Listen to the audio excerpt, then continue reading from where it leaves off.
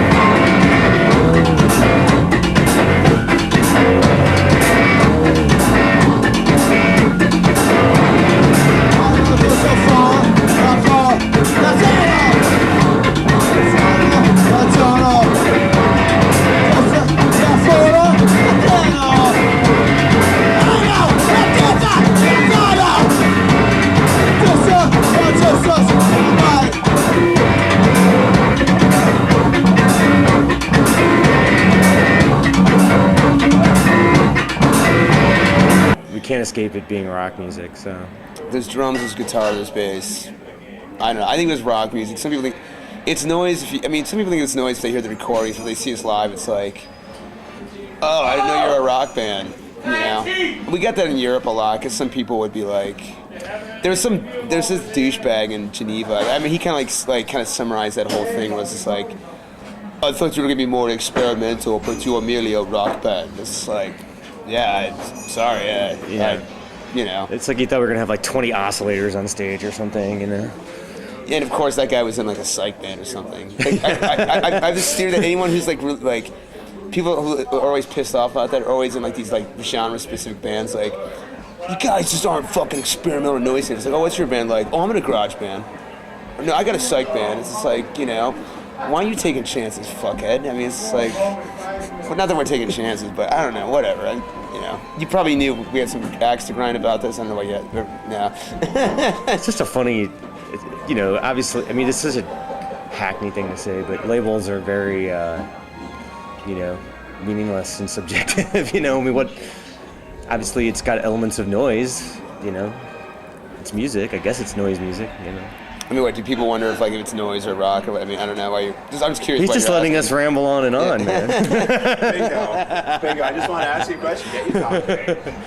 Not that I believe it, you know. I want to get you to talk. I don't know, people will hear me talking now.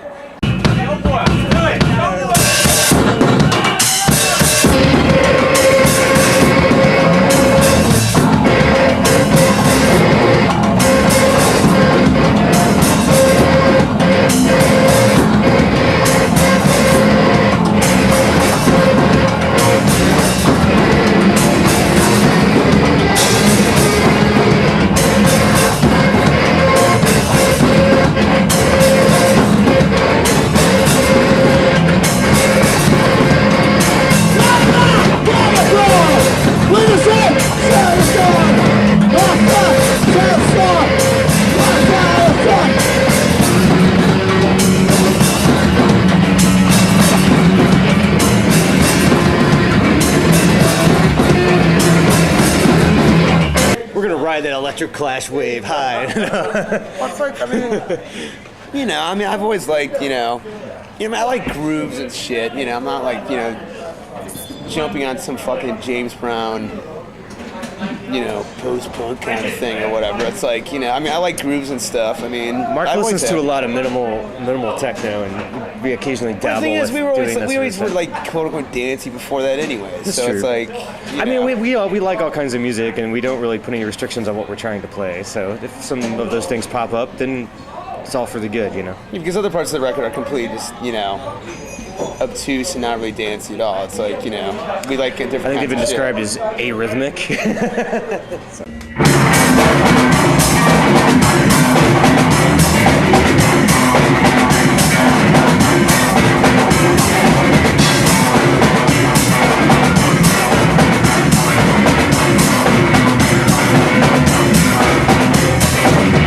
I mean, I think the most consistent thing we have to try to enforce is adding some element of dynamics to things and not having everything just be like one sort of straight up rock song after another, like trying to consciously like have low points and high points and we've just been vary up the feel of things a little bit. Yeah, we've been more trying to consciously just using silence in in the compositions of the songs. Rather But that's than been going like, on for 2 or 3 years now. yeah, but instead of just the things you have to keep reminding yourself all the time. It's easy to forget.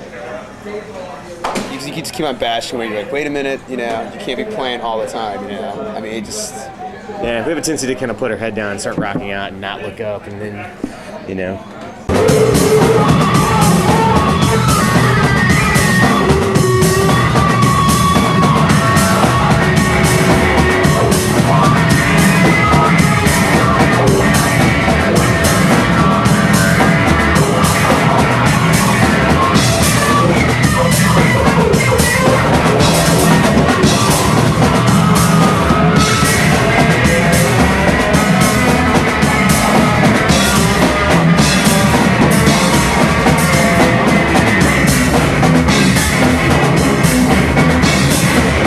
I kind of feel like a lot of the 3 records kind of like, I don't think they represent the last year and a half of what we've been doing, and I'm in the mindset of like what we've been doing for the last year and a half, so I kind of have a different perspective on it if you just heard our 3 records and stuff, and also because like there's so much tape hiss, and like, I mean they're just so noisy and shit that like, even like silent parts that are on those records, the few that there are, you can't. You don't really hear the silences. You're not really gonna notice them or whatever. You know? It's because everything's recorded on 4-track. So maybe a different sort of answer to your question is like, I don't know. I think more than anything, I'm frustrated by the constant volume, and maybe the way our room is set up, where there doesn't seem to be a lot of open space, even when we aren't playing in our music right now. It's sort of just a circumstantial thing, with how big our amps are and where we play. We play in a small room, so I'd like to have more spacious feel and maybe be able to be quieter at times, but it's really hard when you have a 300 watt amp to like get a quiet sound. It's not the easiest thing in the world.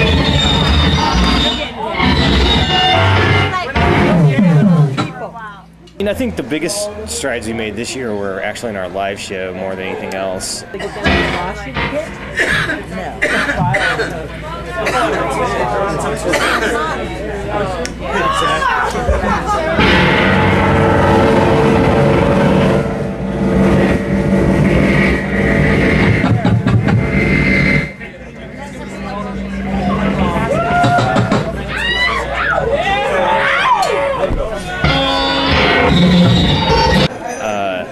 Seem to come together as a band more than we had in previous years. Now, of course, we may lay a total egg tonight, but we're not making any promises. But there was definitely a sense of like greater cohesion and greater ease of playing with and off of each other this year than in times past. But because we first started playing for the first year or two, I mean, this is like we could totally suck tonight. I mean, it was like 50-50. Like I don't know what's gonna happen. Like, and now we can like. Now it's more like 85-15. Yeah, I mean, every tour we do, like we'll look at the whole tour, like, we're probably pretty good almost every night. So, and we're pretty hard on ourselves. It's not like, you're great every night. It's like, I usually think, the last few tours we've done, we've been all right every night. So, it's not us talking a bunch of shit. You would think you would get better after 4 or 5 years of playing. So.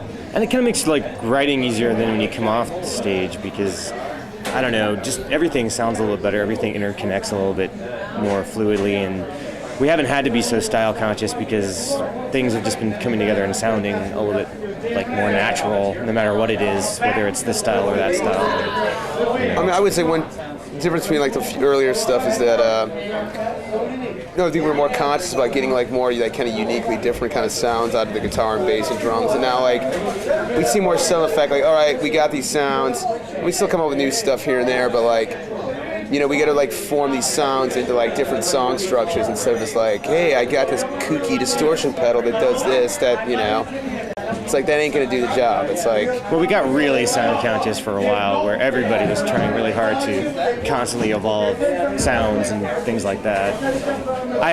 It's almost impossible for me to constantly do it because bass is kind of like more limited in terms of what you can do. I don't like effects on bass very much, so I use them very sparingly. I think they have a tendency not to sound very good. But you get silly after a while. You're just like, I mean, you just get in this mindset of like you want this whole reinvent the wheel every song kind of thing. You're like, all right, come with some totally different sound here. It's like, we also get into these like impracticalities where we go to play a live show and like in between every song we've got like 3 minutes of knob twisting and setting changing. It's like somewhere you have to make some compromises where because we have to tailor the set list to like the reality of a live show. Like no one wants to wait for people to stand around stage like fucking around with everything trying to get the right sound. We've never been able to like play sets where we like move seamlessly from song to song. We're always kind of like waiting around for a couple minutes while Mark sticks that bar into his strings.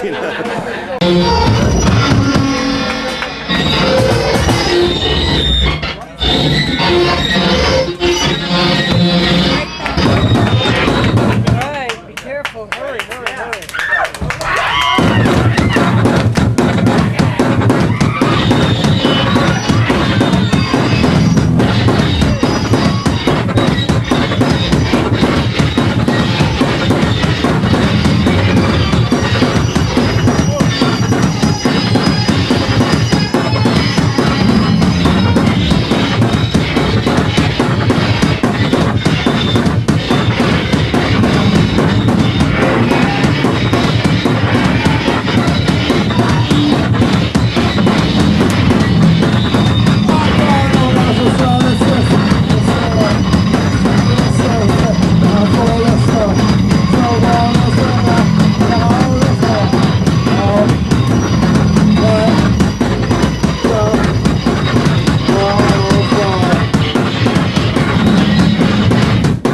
There's so many live shows where like I have this mentality where I just want to get it over with as quickly as possible. Like that's just me. Why? Why do you have that mentality? I just like there's so many shows where I'm like, God, this sucks. Or like I'm so like this doesn't really feel right, or like this sounds like a good job. Like Mark still suffers from stage fright, like 5 years on, I think.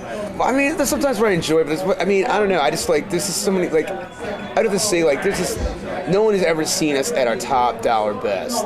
It's been practiced like there's moments where like I just think you're so fucking amazingly awesome. This never happened live. I mean, we've been pretty good live, but there's at least 10 or 15 practices, for the last few years where I'm like, that was just... Well, I would definitely say that, like, that's especially true for you. Like, I think, like, your best moments are definitely in recorded stuff and not so much... Not that you're not good live, but, like, I think you reach, like, total heights on recordings, and you kind of get by more live. It's not a slam. I mean, that's just sort of like my feeling about it. What the fuck? No, it's totally true.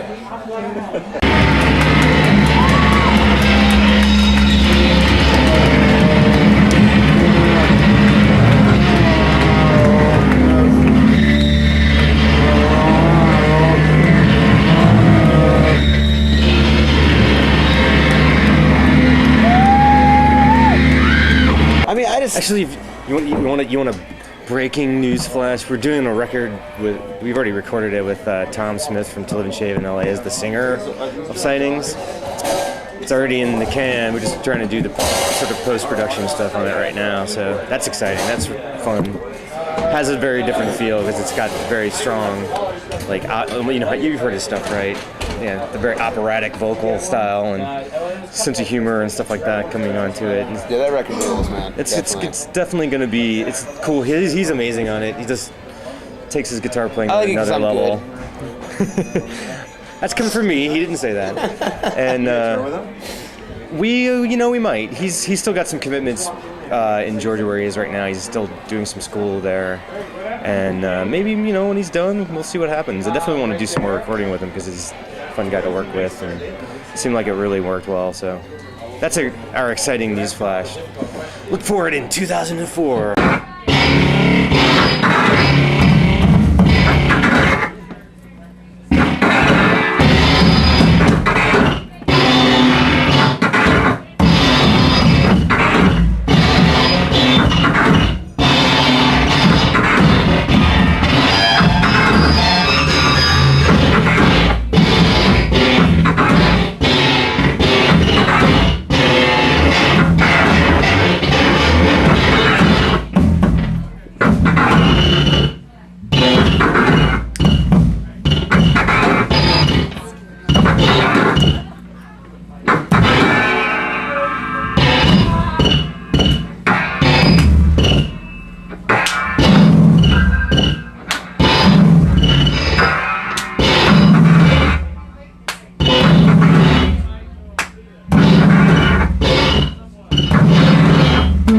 Yeah, we listen to everything. It sounds. You sound like some stupid. I've been listening to the 13th floor elevators lately. How about it's like, obviously, yeah, exactly. And obviously, we're not gonna start playing that in the band.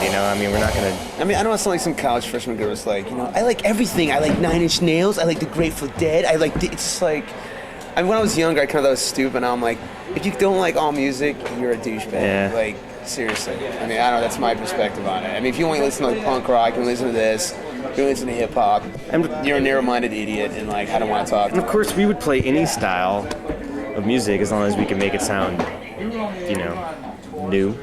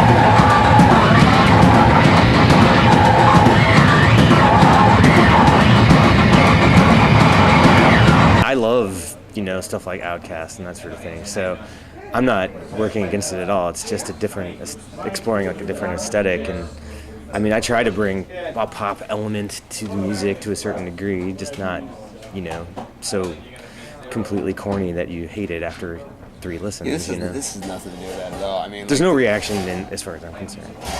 This is almost more against this indie reaction against how lame music was, just underground music, like indie rock stuff in the mid to late '90s is the whole Chicago. The slew of bullshit. Or the slew of rockabilly revival ever, bands and emo bands, just all that kind but it's of. Garbage, if you make music as a reaction, it's not really in your soul anyways. It's just why even bother? I gotta do the opposite what these dickheads are doing. It's don't even bother. It's just shut up. It's a much more positive thing. We just take the elements that we like of things and try to build up from there, And I always try to not, I don't know, whatever. I'll leave it at that. All right, let's get into beer.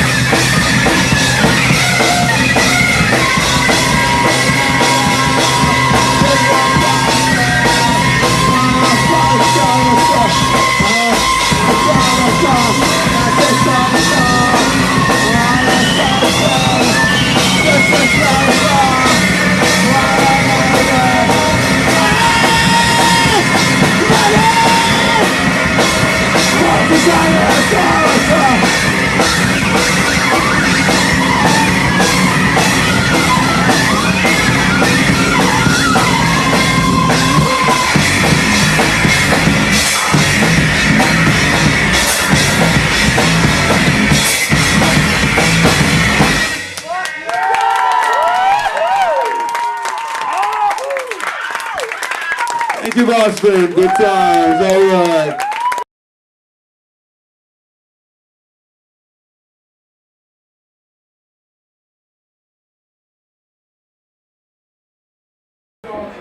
All right, cool.